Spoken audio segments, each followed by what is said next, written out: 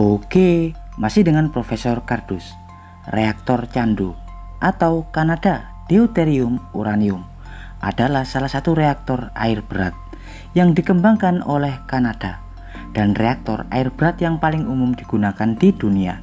Seperti yang Profesor Kardus jelaskan sebelumnya, reaktor air berat adalah jenis reaktor yang dapat menggunakan bahan bakar uranium alam atau yellow cake tanpa harus diperkaya, dan umumnya bahan bakar reaktor ini berukuran 1 meter, berbentuk bundelan yang tersusun dari palet-palet uranium dioksida yang mengandung uranium 238 sebesar 99,3% dan uranium 235 sebesar 0,7% yang dibungkus dengan logam khusus yang bernama zircaloy dan disusun dalam pressure tube sebelum dimasukkan ke dalam kalandria atau inti reaktor. Ya, seluruh reaktor nuklir di dunia ini diwajibkan menggunakan moderator untuk menghambat laju neutron. Moderator umumnya menggunakan air atau grafit. Asal Anda tahu, saat reaksi inti reaktor diaktifkan, neutron cepat akan dihasilkan. Diketahui, pergerakan neutron hampir sama dengan kecepatan cahaya. Untuk itu, air atau grafit digunakan untuk memoderasi atau menghambat gerakan neutron agar melambat hingga mudah diserap atau ditangkap nuklida, hingga neutron tersebut bisa membelah nuklida dan menghasilkan reaksi berantai fisi. Tapi diketahui, bahan bakar reaktor air berat yakni uranium 238 adalah bahan fertil yang notabene bahan ini nuklidanya sangat sulit untuk dibelah oleh neutron. Berbeda dengan bahan fisil pada reaktor air ringan seperti uranium 235 yang telah diperkaya, yang diketahui nuklidanya sangat mudah untuk dibelah neutron. Maka dari itu, reaktor candu wajib menggunakan air berat sebagai moderator.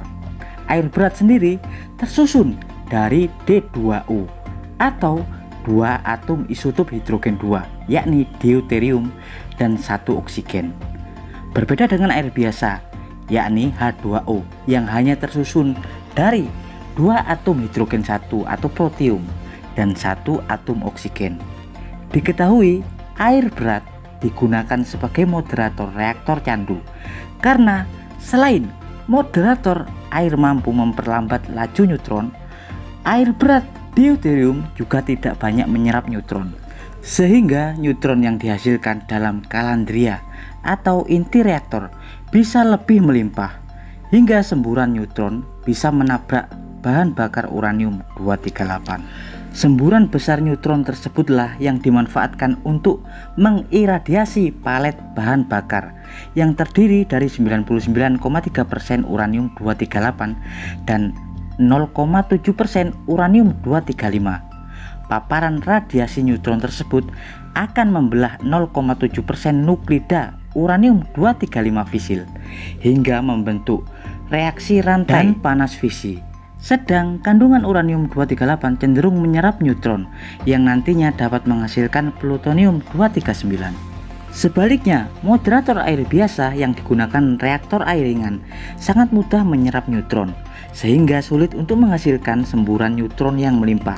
Ya, reaktor candu menggunakan bundelan uranium 235 yang nantinya akan dimasukkan ke teras reaktor dalam kalandria.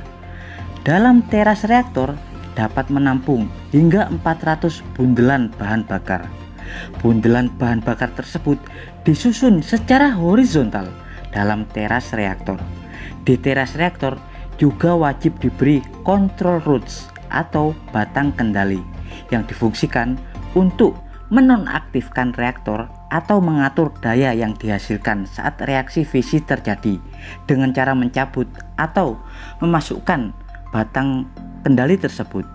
Desain reaktor air berat memisahkan inti reaktor dengan generator penghasil uap. Ya, cara kerjanya adalah setelah bundelan bahan bakar sudah dimasukkan dalam kalandria atau inti reaktor, air berat kemudian dialirkan dari tangki reservoir air berat melalui pipa-pipa kecil, lalu dimasukkan pada pressure tube atau pipa bertekanan.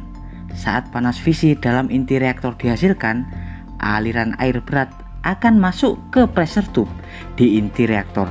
Air berat tersebut akan mengalami peningkatan suhu, tapi tidak sampai menghasilkan uap.